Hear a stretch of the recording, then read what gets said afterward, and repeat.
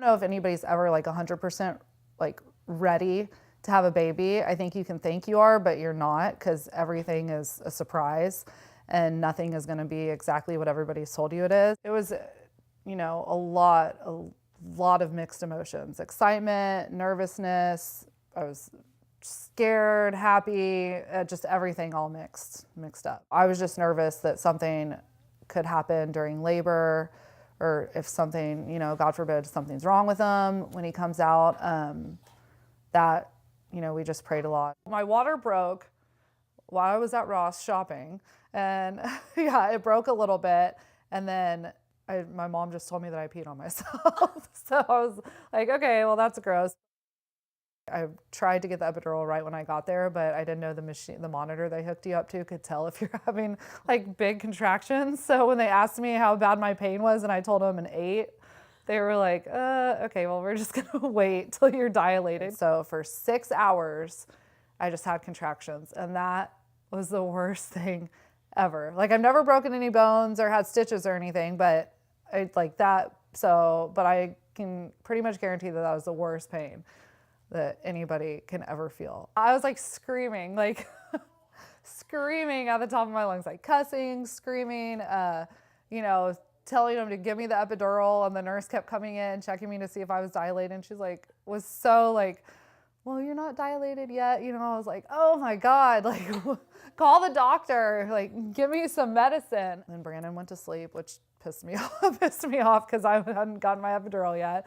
And then when I dilated and the lady came in to give me the epidural, that was the best part of labor.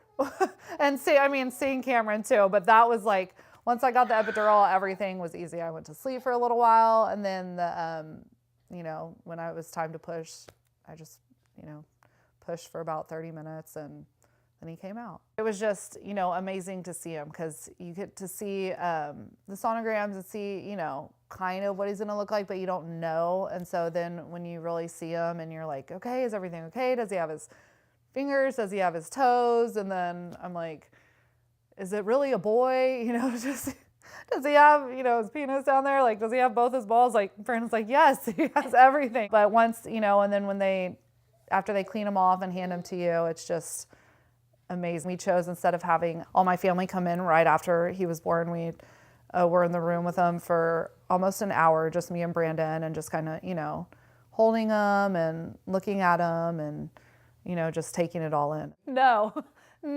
that I will never forget the pain. If I start, when I look at him, I'm like, oh my God, I could have another one. And then, which I totally could, but then I'm like, snap out of it. That hurt so bad. I guess the most impactful thing is just realizing that, kind of there's more to the world than just yourself, and having to be responsible for another human being and make sure they're okay every day is like a huge thing. So. Was it overwhelming? Yes. You can read all these books and manuals and have people tell you what to do, but you don't know like what is going to work for you until you have your baby.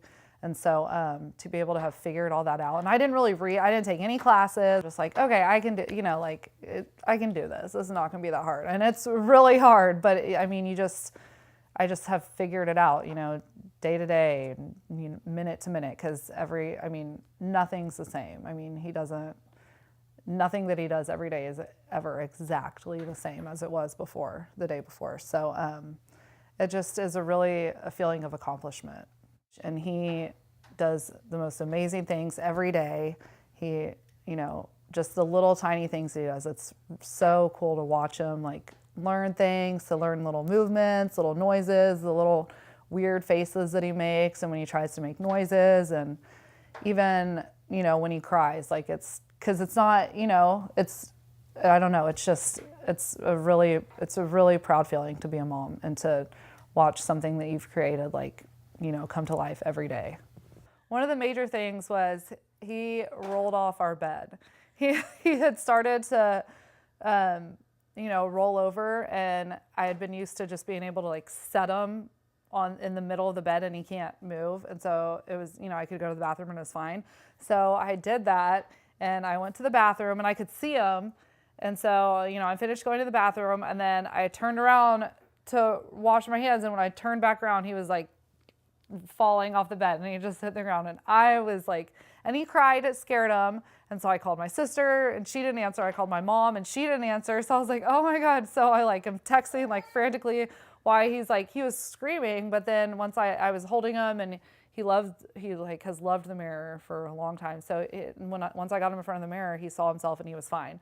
But I was crying. And I told my mom later that night, we went to work out and I brought Cameron with me and he was fine.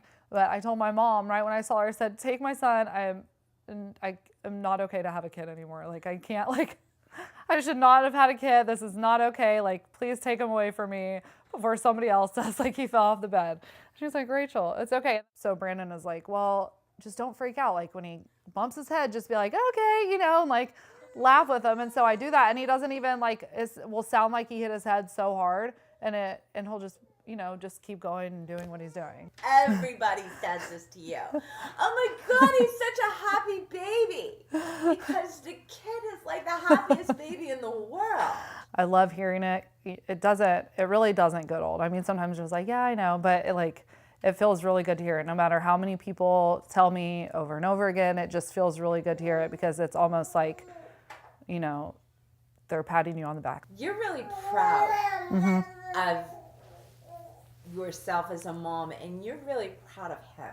Yeah, I am. It's everything that I've been through in my life. I'm 31, and I guess haven't accomplished as much as some other 31-year-olds. And so to say that, I've been through what I've been through, and I have him, and I'm working, and I'm going to school, and I have a baby, is huge.